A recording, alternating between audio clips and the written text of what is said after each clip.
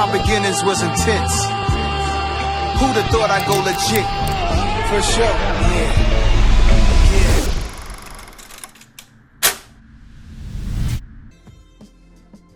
Welcome back, world, to the Verbal Intercourse podcast. Got your host, Nick Walker, back up in the building. It's been a minute, people. Hey, we back. I'm back with the homie Rod Red. Yeah, glad to be here, brother. Glad to be here. I know it's a different setup, but we had to come back stronger. Glad to be a part of this podcast. Yeah, man. Temporary, here and out, but the big thing is, there's some changes going on here with the podcast, but not a lot. The podcast is still Nick Walker's Verbal Intercourse podcast. I'm just here kind of filling in a role, filling in a seat for certain types of podcasts. You might need another opinion, another voice.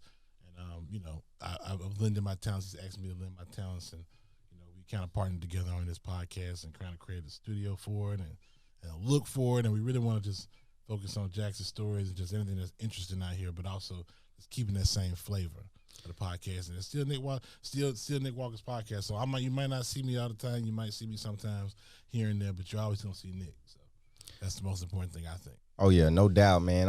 I'm forever appreciative for this opportunity, man. It's a collaboration with Red Square, Fleet Creative, and the Hangar.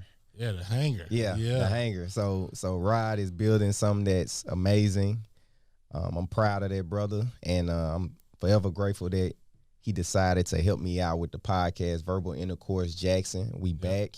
It's been a hiatus, and we trying to just keep building, keep promoting, keep pushing it.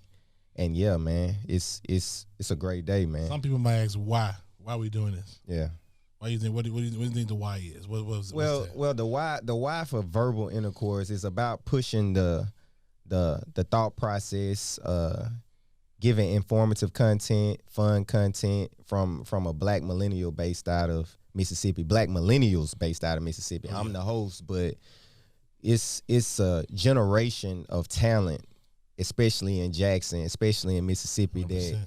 that doesn't get to showcase their abilities, doesn't get to showcase their voice, and we kind of want to showcase our voice, lend an ear to the street, to the community, and be insightful, be informative, be influential. So yeah, man, we gonna have a great time this season. I'm excited, man. I just I admired the podcast from afar. Love listening to it, checking it out, man, and knew I was like, look, when I was a guest on it and you featured the Hangar, I was like, man, I'd love to get into the podcast game a little bit.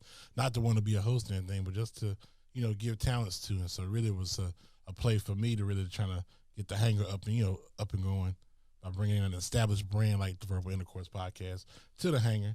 And so it's going to be with us through all the iterations of the Hangar. Right now we're on the first iteration of the Hangar, but it's going to transform, and you're going to see a lot more of that as the time goes by. But, that's where this collaboration came from. Also, if you didn't know, me and Nick, we went to high school together, middle school together, known each other for years. So it was a natural thing. We both somewhat successful brothers, physical therapist, Dr. Nick Walker, and I'm a successful entrepreneur and running a couple businesses. So, being from Jackson, same hometown, love sports together, like hooping. He way better than me, but it's all good. But we like talking basketball, talking sports, talking hip hop, talking everything. Whatever, man. Yeah, so it made sense, and like I said, I'm gonna be popping in and out. I got things I'm doing, but Nick always gonna be here, whether he got other guests, other people to pop, knocks ideas off of, and when he do his Barbara Walters big time interviews, it's just gonna be him. So he got Barbara Walters done, but he got some big guests coming soon, and it's gonna be some interesting stuff happening. So I'm excited to be a part of it. Oh yeah. So yeah, man, we in the lab currently. We in Red Square, the Hangar. It's one in the same kind of. So we gonna jump right into conversation, man. This past week has been kind of interesting on the news media outlet due to MSHB 1020, which has caused a major political conflict within the city, within the state. It's been broadcast nationally, CNN, everywhere. A lot of people calling it the new Jim Crow law of the South, talking about how it could influence states with big cities who are majority blue, majority black, and could influence those states to make the state take over those cities and take away voting rights from those black people in those major cities. And I wanted to hear your insight on it, Rod. Man, this is wild, man. You know, when the first time I heard about it, it was just another one of those situations where Mississippi, we go Mississippi, baby. Right. You know what I'm saying? and you know what? And you just said something interesting too. You talked about on a national level, they've been talking about it, and what I've been appreciating on a national level is that they've used the correct language in which to talk about it. Because sometimes the media likes to talk, like they talk around stuff, but no, they've been direct on this. They've been like they disenfranchising hundreds of thousands of black people. That's what's going on. Right. Like it ain't like, well, they doing this to help this district and do this. Like, nah, Mississippi is very unique in how they come at stuff. But the other thing you said too that I don't know if that actually is gonna mesh well is this could give the opportunity or the idea for other states and stuff to take over for other cities. I don't know about that because Mississippi is so unique in our situation where other states don't hate cities in their state as much as Mississippi hates Jackson, or it's kind of just negligible of Jackson. Right. So you can even see that here. And this House bill is crazy. You know what this House bill do? Let's talk about it. So this House bill basically. First thing it does is it expands the Capital City Police district. So right now, the Capital City Police is a separate police department that basically monitors the capital city of Jackson and like the immediate surrounding neighborhoods of Jackson, the immediate surrounding neighborhoods of downtown Jackson, which makes sense. Capital City Police. They look to expand this police force presence and their jurisdiction in only Northeast Jackson, Fondren, and Belhaven. Right. So they said, I think I read that it would be like 1/3 of the city that they would, and it is so basically, and guess who live in them sides of town over there? Black people. No, white people. Yeah, but it'll be 55% black people. Yeah, but Jackson's still majority black. Yeah. But they're basically protecting. They set up a whole other police force to basically protect white sides of town. Right. That's some bold stuff, man. Yeah. Like that, if you look at like the way they did that, if you just look at it from the non-critical eye, it's like, dang, y'all bold, bro. Yeah. Yeah, to even present this. Like straight up. Like to even say this out loud. And that's just one thing they do. The other thing they do is that they know we got a backlog in cases when it comes to prosecuting people in Hines County. And so this bill gives the Supreme Court leader power to appoint judges. Well, on the surface, if you're not a thinker, you're like, oh, thanks, appreciate that, helps. But you don't recognize that we get to vote for our judges in Hines County, right? Like we do in every county in Mississippi. And so when you let one person, in every county in the nation, every county in the nation. So if you get one man appoint your judges, who are these judges and how do they get appointed? You know what I'm saying? Like are these people living in Jackson? Are they living in Hines County? Who are these people that get a chance to do this stuff? Because these judges are getting ready to hand down sentences to people that can change their life. Right. And so if you're going to do that, they need to be duly elected. They need to be people that live in the areas that they live in. You know what I'm saying? So that works. That's we talking about basic American principles here. But the bill allows the placement of a judge to be able to set those judges up for life. Yeah. Have people like it basically null and voids the judges that people in Hines County voted for. Bruh, it's unconstitutional. 100%. But Mississippi, we go to Mississippi, and they got the Republicans in Mississippi, got the supermajority in the House, supermajority in the Senate, and they got the governorship. They ain't got to answer to nobody. So man, it's crazy. So I'd say the only good thing that's probably happened so far is that the bill has been stripped down somewhat, and so a lot of the onerous provisions have been kind of stripped out of that. So they've changed they've taken back some of the places where the Capital City Police they're not gonna necessarily just protect the white sides of town no more. They're gonna spread it out a little bit more, and they also put ending dates on when the judges can serve. So basically, they still want to appoint judges, but they can only serve up until 2026, and then they got to go away. And so it's almost like that makes a little more sense, and it takes a little more sting out of the thing, but it's still a very, very just messed up situation. And I think our mayor had it right when he called it basically apartheid. Yeah, and shout out to our mayor because I feel like he fighting it and he bringing it to the light of the national media circuit. They do not like our mayor. Like the state of, let me tell you something about the state of Mississippi. They hate the mayor. the state of Mississippi hates because he's smart.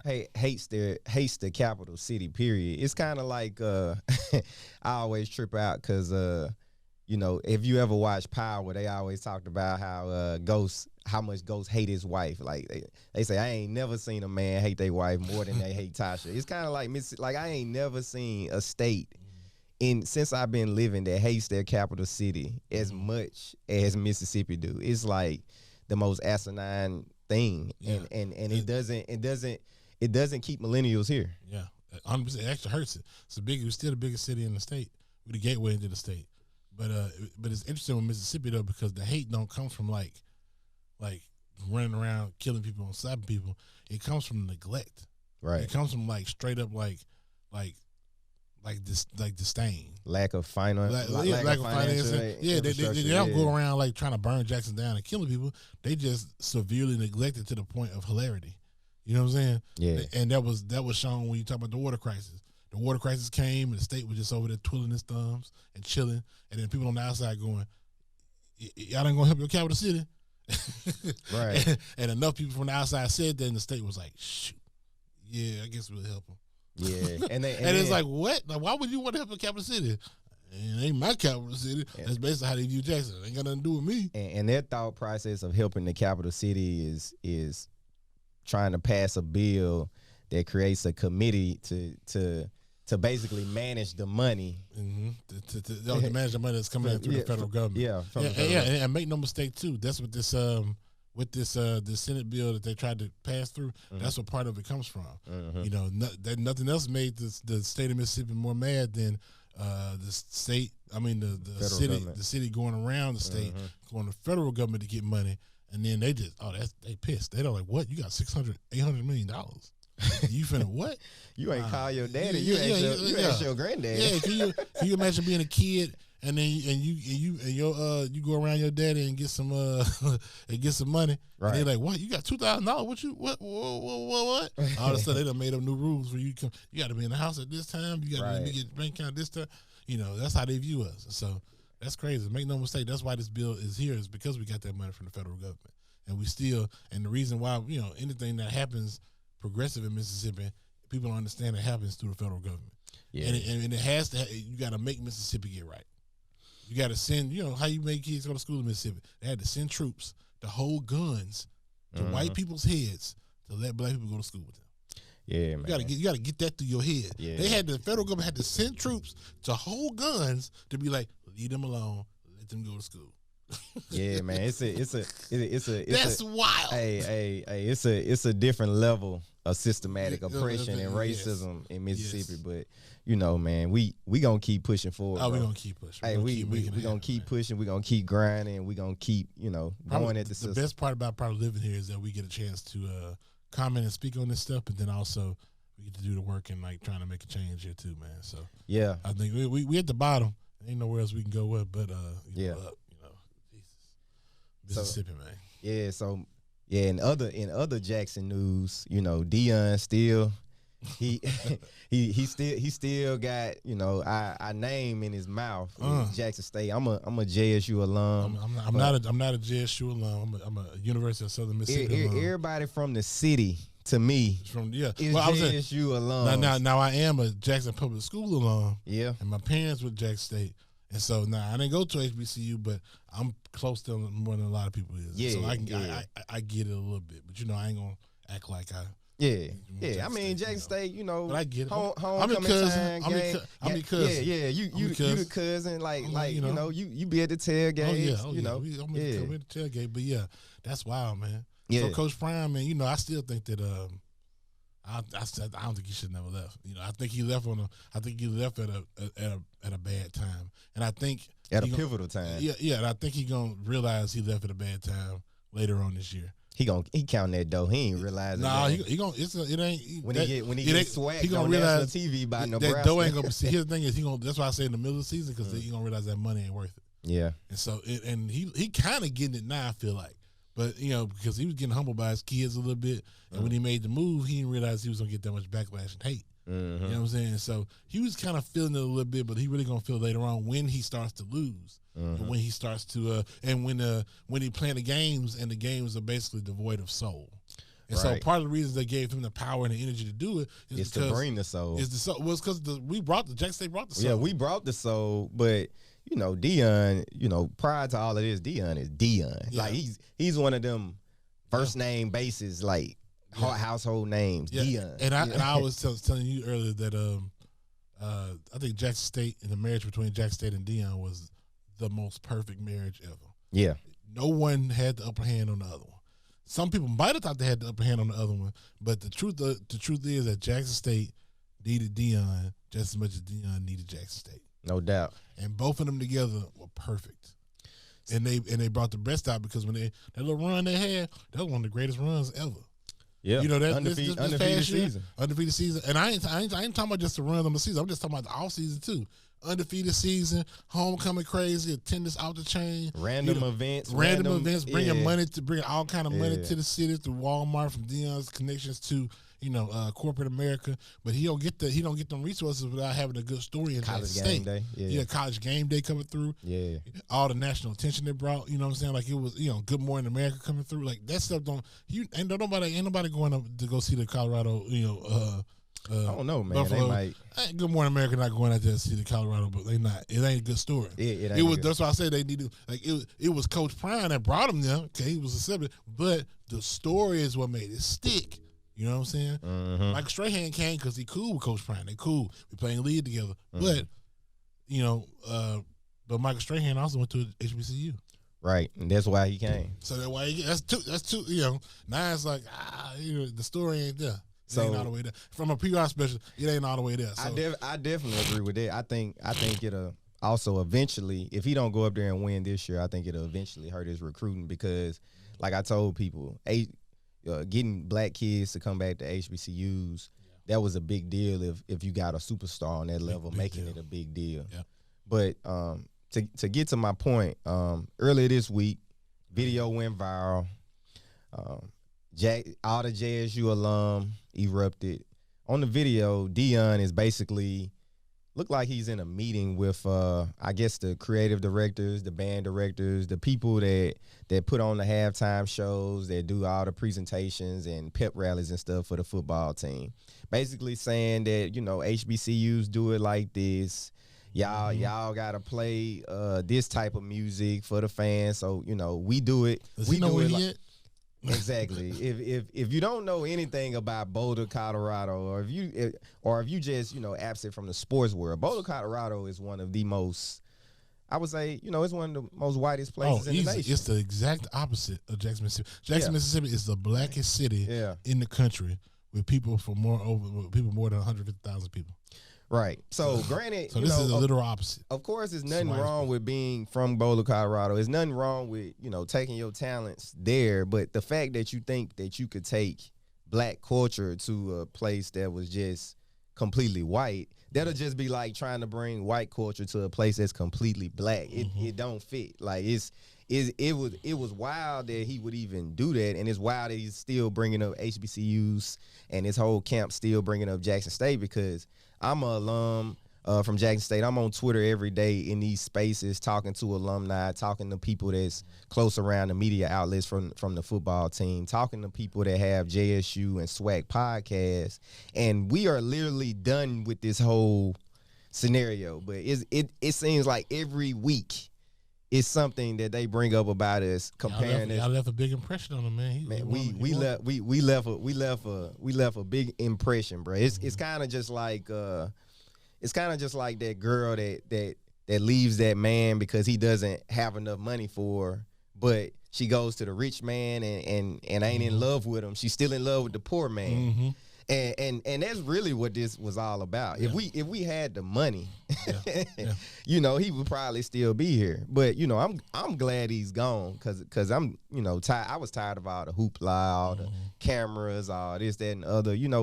It's good for these days. Social media, YouTube, build all that. He went to the money, but like I said earlier, I think ultimately he could have made more money if he waited. If he waited and he stayed here. Mm-hmm. You know what I'm saying? Because here's the thing: you went. He only stayed for 2 seasons.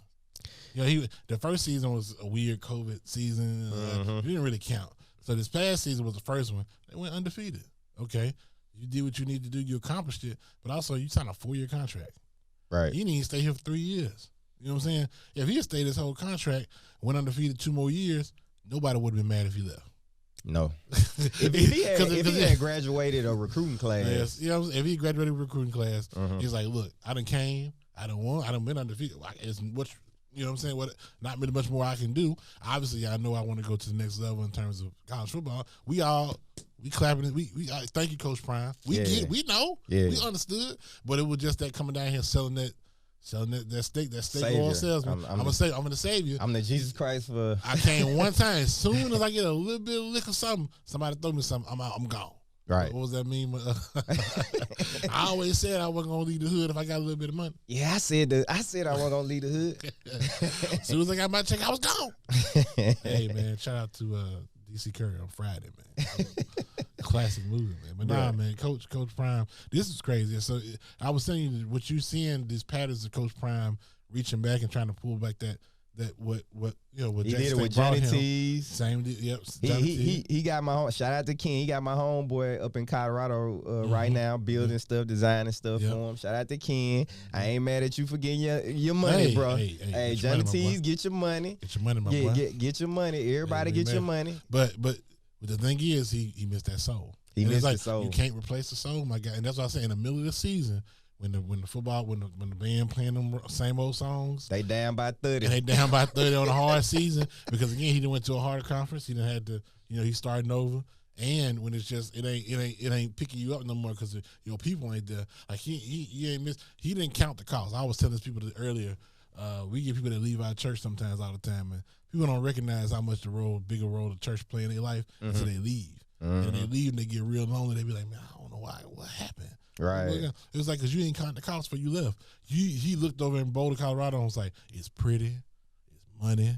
You know, he said it's virtually crime free. Virtually crime free. And he been up there for a little while, and it's been mass shooting. They had to shut down the library in Boulder, Colorado, because dudes was on crystal meth. Like they had meth heads all around the library. Like virtually crime free though. Have fun, my guy. Yeah, you know, but then so that happened. He was counting what was going on over there, but then count. If I leave this school, what am I leaving? Right. Your soul. Right. The soul. Yeah. And now you like, well, can I get some of that soul? It's not how it work, big dog. Nah, bro. It ain't how it work, man. Dion, I ain't gonna lie to you, brother. I hope you go 0-2 and get 0-2 Nebraska TCU out the gate. Hope you lose both. Hope the media get on your head real fast. And let's see how you play to adversity a little bit. So yeah, man, I'm looking forward to seeing it. So last night, man, I took my fiance to go see Creed 3. Creed 3. I gotta see that, man. Good movie. You still got time because your little one ain't came yet. Bro. Nah, yeah. We gotta figure out life if we go to the movies like that because yeah. I tell you the good thing though, the tip parent when they first come, you can go to a lot of movies because they sleep through all the movies. But when they get to our age now, he ain't sleeping. Winding through the whole movie, and then it's dark up in there. Yeah, and he want to move, he want to play and stuff. So yeah, when they real little, the first 4-5 months, he sleep through everything. Pretty good movie, man. That was a good movie. Pretty good movie, man. Jonathan Majors out here making me want to go to the gym again. Man, we can't even we can't reach him no more. Like it's a wrap. It's a wrap. Michael B. Jordan, he ain't too far behind. Them boys was in shape. Hey, look, Jonathan Majors, he got me. Look here, he made Michael B. Jordan look little now. Bruh, he do, and that's the crazy thing about all Rocky movies. Like they be like the heavyweight champion, like it be like this little guy fighting this really big dude, and they can't be in the same weight class. Like I just be looking like, you think they weigh that much different? How much you think? Bruh, Jonathan Majors is outweighing Michael B. Jordan at least 30, 40 pounds. like think about the fight Rocky 3. Rocky 3, Mr. T versus Sylvester Stallone. Be for real, dog. Come on now. Mr. T was small. Nah, come on, man. Come on. Sly was little that movie. But yeah, man, it was crazy because they had, I guess they did the movie premiere probably like I guess a week in advance or whatever, and Michael B. Jordan It's a girl that was working on the red carpet. I guess she's like a journalist now, blogger, social influencer, creative, whatever. Mm-hmm. But anyway, you know, apparently they went to, I guess, middle school or high school together. And this girl was calling them corny in school, and now Michael B. Jordan recognizes the girl. He probably knew she was there, you know, wanted to walk up and talk to her because of that. Like when people, like, high school is one of those crazy places because it's just like you can still remember what people told you in high school, and it had a legit effect on your life. Mm-hmm. Like you literally had to go home and it sit with you on what they told you that day at school. Mm-hmm. Which, you know, these are kids, but you know, self-esteem and pride is a real big deal in high school. And apparently this girl called him corny, and he gives it to her. He kind of gives it to her like, yeah, I ain't corny no more. Like, you know, I bet if I tried to holler, you be down now since I'm Michael B. Jordan and you just some little old bitty journalist. And you know you entitled to feel any kind of way that you want to feel. I thought it was smooth how he did it though. He was like, oh yeah, it's Michael. We went. She was like, yeah, we went to school together. He said, yeah, I'm the corny kid, right? Yeah, that was kind of smooth. Yeah, it was kind of smooth. I ain't think it was. She was like, you know, I ain't really call you corny. I heard. She talking about she was misquoted. Now you ain't gotta lie. Yeah. She said it was her friend that called him corny, and she kind of went along with it. But, you know, not her. But yeah, man, I guess I don't mind that. You know, but it's the thing though, especially how he did it was slick. You know, if he came out and be like, "Yeah, I wanted to talk to you because you called me corny last week." Yeah, he wasn't really a jack. He wasn't, you know, he wasn't mean about it. Yeah, he was slick about it. Like, oh yeah, you remember? Yeah, I'm the corny kid, right? Yeah. You still get nervous. Look at me now. Yeah. I could walk away from this interview and it'll be your fault. Flex on you real quick. Right. That's the thing though. Like in high school, like I'm sure, you know, people said stuff to, you know, everybody in high school. And it's been times like as I grew up as an adult, it was girls. Who you got waiting on you getting ready to talk trash about you, man?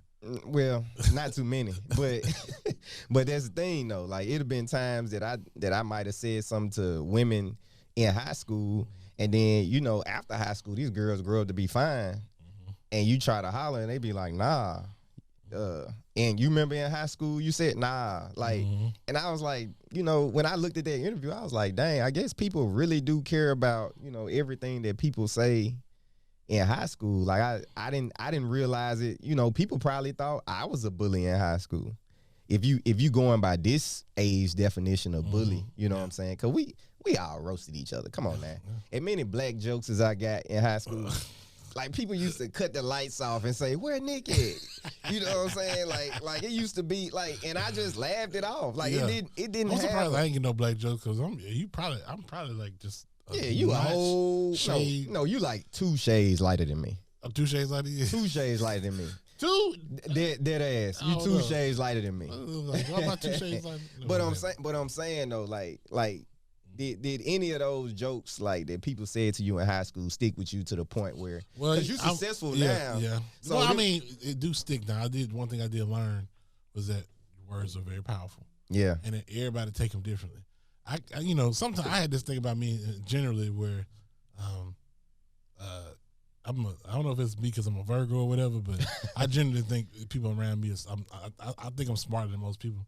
So when people when some people roasted me in high school, he was an idiot anyway, so I didn't care what he said. You know, like it was like I stay get roasted and be like, Let's see where you're at in 10 years. Yeah, in my head. So somebody that probably didn't have that self confidence, it really affected him like that. Yeah, it was it was get a little beaten in high school a little bit, but it's like I feel like those are the things that really prepare you for adulthood. You know, even though you ain't got to really deal with stuff like that in adulthood, it's like, grow up, bro. Like, go through some stuff. You know what I'm saying? Like, really grow. Like, go through some challenges. Because I would go through all that again. It's like, no, you need that. Go with, you know, like, you need to get roasted. You do. Yeah. You need to get. You need to have a moment where everybody in class laugh at you because something you did. Like, you know what I'm saying? Like, that's how you. These days, kids ain't built like that. Though. That's how you grow older. That's how you live in a world that ain't gonna give you handouts. And just not, you know, just prepare you for the world. I think the world overwhelmingly is a really nice place, but like, don't be, people out here, they wild. Some of the kids be soft with with 3 T's. Soft. Yeah, some people said that, you know, you could tell he didn't get over that because he brought it up, but at the same time, I think I would have did the same thing. I probably no doubt did the same thing if I did. Even though I said earlier, Michael B. Jordan is kind of a little corny, you know. I mean, that's a conversation for another day. Bruh. Hey, we can do it. We can do it now. Is Michael B. Jordan corny, or is he Russell Westbrook corny, or Russell Westbrook? You mean Russell Wilson? Russell Wilson corny. Yeah. Because Russell, my guy. No. Russell can fight you. No. Michael B. Jordan is not Russell Wilson corny. Nah. No. Is Russell Wilson corny, and why? Russell Wilson is corny, and let's make this very clear. He is not corny for marrying Sierra. He is not corny for being a father to a child that, you know, that ain't his. All of that is really responsible and really good for a black male to be doing. But Russell Wilson is corny because he say Bronco Country, let's ride. He corny because exactly, a corny statement. That's why you was looking like, why would he say that? It's lame as hell. Yeah. And he's corny for how he carries himself, how he doesn't really label himself as a black quarterback. Like, have you ever heard him talk about black issues? Yes. Yeah. But at the same he corny. Yeah. You see what I'm saying? Because it's views, but that's what I'm saying. I'm really surprised he married Sierra and left that white girl. That was a really surprising thing right there. Look, see, Sierra, you know, I guess he was just like, man, I can't pass up Sierra, and I'm still surprised though. I'm still surprised too. But you know, a lot of people they got this fan thing with Future. Grown ass men our age got this fan thing with Future. I like Future, but not enough for him to inspire me. You know what I'm saying? Not to try to live my life by Future. Yeah, that's why Future and Drake got along so well. Right. Yeah, but Russell Wilson is really corny. Michael B. Jordan is more so, you know, I would say he just more so like a calm spirit. You know, he been acting for a long time. You know, as a black male, you know, his swag is kind of plain, but at the same time, it's still really presentable. Yeah. Like you know, sometimes we want to see black guys that's wealthy look like they just came out of black exploitation film with a bunch of gold chains, bunch of, you know what I'm saying? He's a very presentable guy. And I'm sure, you know, if you wanted to talk about hip hop, you want to talk about sports, you know, if you want to hang out with some women, Michael B. Jordan probably the guy, you know. Yeah, I want to hang. Yeah, if I'm single, if I'm married, I want to hang out with Michael B. Jordan so we can hang out with some women. Exactly. 100%. Yeah. So, and Russell Wilson is more so, you know, ugly wardrobe, you know, just a corny all time dude. So, and also his teammates don't like him. So. Yeah, so when they say you on the team with him, they say you got to call his manager. He's like, yeah, like I can't even talk to you. I gotta go through a filter to talk to you. You in the locker room, bro. Exactly. You like, I'm about to ask you. I'm gonna run this route right here. So what you gonna talk about, man? Yeah. Talk to my guy. Yeah, Marshawn Lynch said, man, I wanted to reach out to him when he was struggling in Denver, but I had to call him, talk to his manager, call to somebody. He's like, man, I ain't doing all that. That's crazy. Like, it's Marshawn Lynch. Yeah, it's like he just want to provide we went to the Super Bowl with each other, bro. Right. Yeah, that's crazy. That's kind of messed up, man. Yeah, that's corny. This ain't no random. That's corny. This ain't no random third stringer. Yeah, off to the side. It's Marshawn Lynch. He said, I'm a Hall of Famer. We was in the trenches together in the. They ain't like Marshawn Lynch are bad. This dude is a business owner on TV almost every other week. Like, come on, man. But yeah, man, let's just stick to the sports. You know, for another topic, man. You know, it's been 60 years since they say Wilt scored 100 points. What do you say? Like, do you don't think it happened, bro? I came to the conclusion this week. Like, this is just this week. I came to this conclusion that this man did not really score 100 points. And the reason why I say that is because there's no video footage of it. And before you go on this tangent saying, well, maybe they didn't have video footage back then, I literally just watched a whole Netflix documentary on the great Bill Russell. They had highlight after highlight, finals game after finals game of footage, right? Was it before footage for that Wilt Chamberlain? Bro, they played during the same time. So all they got for Wilt Chamberlain's 100-point game is like the scorecard and that picture of him holding up that 100. Like that's all they got. So why would they lie about it? Why would they lie about it? Yeah, that's a great and question. How many points did he score? Was it close to 100? It might have been close to 100, but let me say this. This is why they lied about it. So during that era, which is what I learned from the documentary, that's why I said I came from this conclusion after looking at that Netflix documentary. What's the name of the documentary? I think it's just called Bill Russell. Oh, Bill Russell. Okay. Yeah, it's really Bill dope. It's 2 episodes, and it's featuring Steph Curry, Jalen Rose, all of his teammates. Not Red Auerbach. Yeah, a bunch of his teammates. But yeah, it's real cool. Check it out. But I came to this conclusion because they explained it on the documentary that Wilt Chamberlain was more of a marketable person. If you know anything about Bill Russell, you know he was down for the cause. He was he was about being socially influential in a time where it wasn't. Cool. It was very frowned upon. In Boston, he would get his house broken into, racial slurs spray painted on his walls, phone calls where people saying racist stuff. All of this type of thing. And mind you, he's winning chip after chip for Boston. I mean, he ended up with 11 rings, a bunch of them as a player, and I think 2 as a player coach. And so, but Wilt, on the other hand, is the exact opposite. Wilt, on the other hand, is a guy that's just, he's about his money, very marketable, nice houses, nice cars, driving in a Lambo. Wilt had plenty of women. He's quoted in his book. This is also another lie about Wilt Chamberlain. He's quoted in his book to have been with 20,000 women. That would be virtually impossible.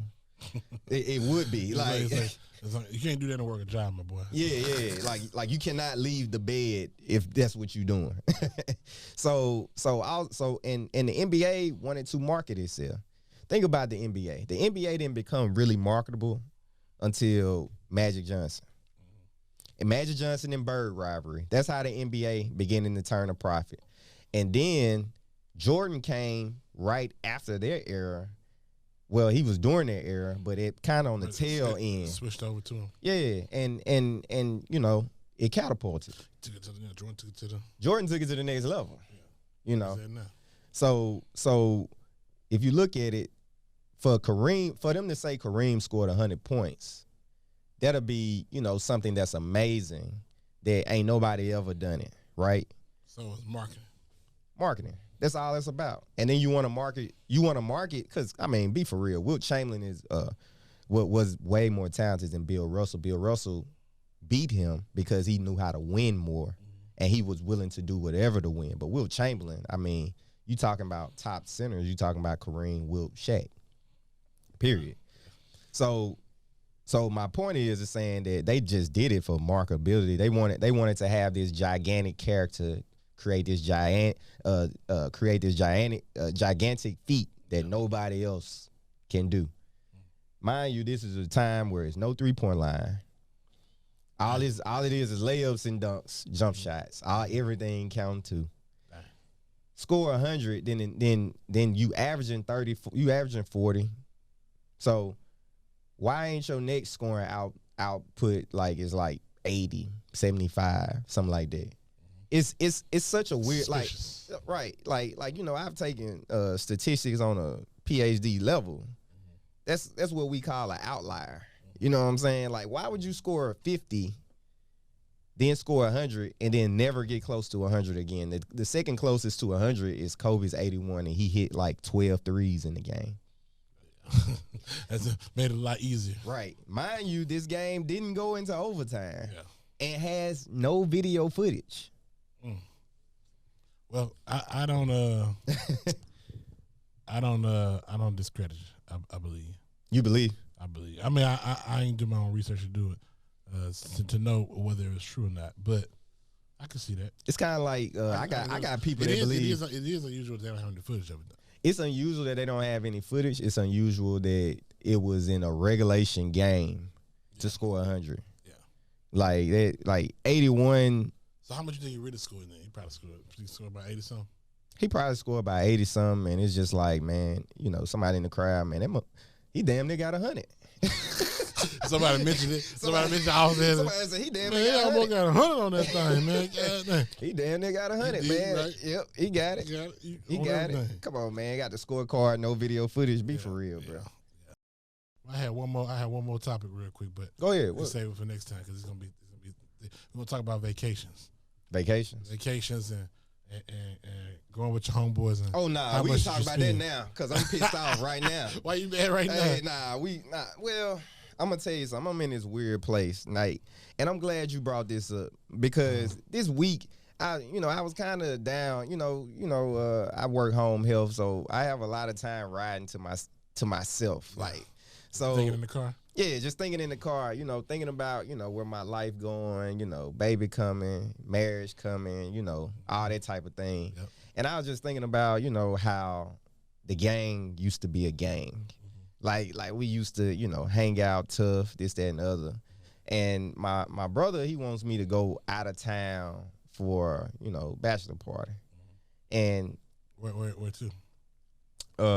Just New Orleans. The baby will be here, so, they want I kind of want to be close just in case, But the reason why I was feeling kind of weird is because, I don't even know if I want to do an all guys trip because guys are so finicky and unorganized. Mm-hmm. Like, and then me being the focal point of the trip, I can get really annoyed. You know what I'm saying? Like, I could just be like, you hanging out with a bunch of guys, like, man, let's smoke, like, let's smoke, let's this starts right here. Let's smoke before we go. Now we're an hour late, or you trying to go on a group trip and everybody like, yeah, I'm gonna go 2 weeks before the trip, man. Well, man, So what you think the solution is? What do you think it is? Because I think I'm gonna tell you something. I had said years ago. I said I am never going on a group trip again. Like, even with like I'll go with couples, but it got to be couples that I know I mesh well with. Yeah. Because some people, your relationship is your relationship, but you can be around couples that argue back and forth, or this, that, and the other, or don't want to participate in some of the functions that you do out of town. Like, I don't go out of town to go to Walmart, get food, and cook up in the Airbnb or cook up in the hotel. I go out of town to eat extravagant shit.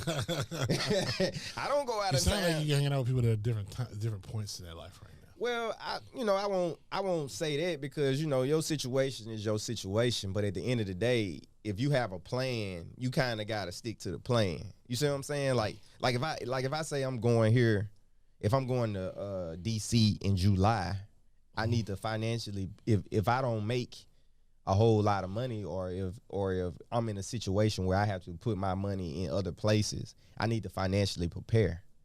You know what I'm saying? To go to DC to do these type of things, but bruh, and it's tough. Dudes are so unorganized, and I think the older we get, you gotta be careful on how you pick your crowd where you go with. Yeah, and I'm very much like my friends all make fun of me because they. And I didn't realize this. As Hoot used to tell me, Rod gonna do what he want to do. Yeah, like I was always big on. That's why marriage to me was marriage ain't been difficult, but it's been new for me because like I'm no longer like I used to watch people do stuff, and I used to be like, yeah, I'm not doing that, and I'll go off and do my own thing. Yeah, you know what I'm saying? Because I was like, I ain't doing that. So like, yeah, you had to find your thing. You had to find your folks that you like really. Where you at on the same time? Because you're right. I'm not like back in college. I sleep on the floor. We can go 8 deep. Right. And we can. I can do that by myself. Yeah, we can. Yeah. But like I'm 34 now. I done hurt my wrist by. I hurt my wrist by turning over in bed. Yeah, that's how you know. It's like I'm getting old now, so it's like I'm a successful entrepreneur. I make a little money, so now you know what I'm doing. Look, I care about where I stay. I care about where I spend my money at, where I eat at, what I'm doing. When I travel places, I'm very particular on where I stay, what I do. I always tell people to make it reasonable. If you ever been to my house, I ain't staying nowhere that ain't as nice as my house. Right. That's fair. Yeah, that's Come fair. to my house and see where I stay at. That's fair. And you'd be like, oh, okay. So that's my barrier. That's me. So and I hang out with folks like that. Same thing where it's like, look, we gonna kick it. We gonna do it. That's what it's gonna be. So and I'm also a very I feel like I'm kind of weirdly a prompt person. On time. Yeah, like I don't like you going say you going to a music festival. Yeah. And I've been to enough music festivals with other people to realize I don't like going to music festivals with a group of people other than probably I will go with, you know, my fiance, but before that I would go to a music festival with just one person because it's just like people be like, man, it's a little hot out there. We should wait till about 3 or 4 o'clock. Bruh, we done paid for these festival tickets. I'm going all day. I'm going all day. Like I even get on my fiance sometimes of being late to basketball games. Mm-hmm. Like I paid for a basketball ticket. I want to go to the basketball game. I want to see the tip because I'm the type of person that believe how a team come out is gonna dictate the rest of the game. Yeah. So if you miss the beginning of the game, you're gonna be lost on a piece of it. Yeah, bruh. I went to see LeBron play one time and we missed the beginning of the game because of a smoke break. Now, mind you, by the time we get to the game, AD already hurt. That's how funny this is. AD already hurt. He playing for the Pelicans. He already injured. I said, bro, that's crazy how AD get hurt so fast. Like, it's crazy. But yeah, man. Long story short, I'm not a big advocate for group trips, especially just. When you get the group get smaller, it's a couple dudes I go on out of town with. Yeah, 2 cats. Yeah, that's it. And that's fair. And I'm look at I stay at this is where I stay at, and look, I stay at places I pay for it by myself. Yeah, that's where I be at because I tell everybody like, nah, because your nice don't match my nice. Yo, this nice. I'm like, nah. I want to go to museums. I want to go to tasting. It's certain people that when they say something nice, I be like, oh, it must be nice then. Because but when I got other homeboys, they say, oh, it's nice. I'm like, I don't know. Your nice ain't. Your nice it's a brand new Holiday Inn. Nah, nigga, brand new Holiday Inn. Nah. It's clean. It's new. Nah, I'm not doing no Holiday Inns. Not at this era. Nah. But yeah, man, we're gonna round this off, man. It was beautiful having you on the podcast. Hey, man, I'm glad to be a part of this, man. I can't wait till we get the mesh and we get to keep doing this, man. Keep talking about more stuff, man. Yeah, man. It's gonna be dope, man. I'm looking forward to it, man. You know, shout out to the editing crew. And yeah, man, we out. Shout out to Sam and Sam and Joseph. Yeah. Appreciate y'all guys. Yeah, man. Appreciate y'all. Look at it. Look. Put the camera on them. No, we out, man. We out. Peace, man.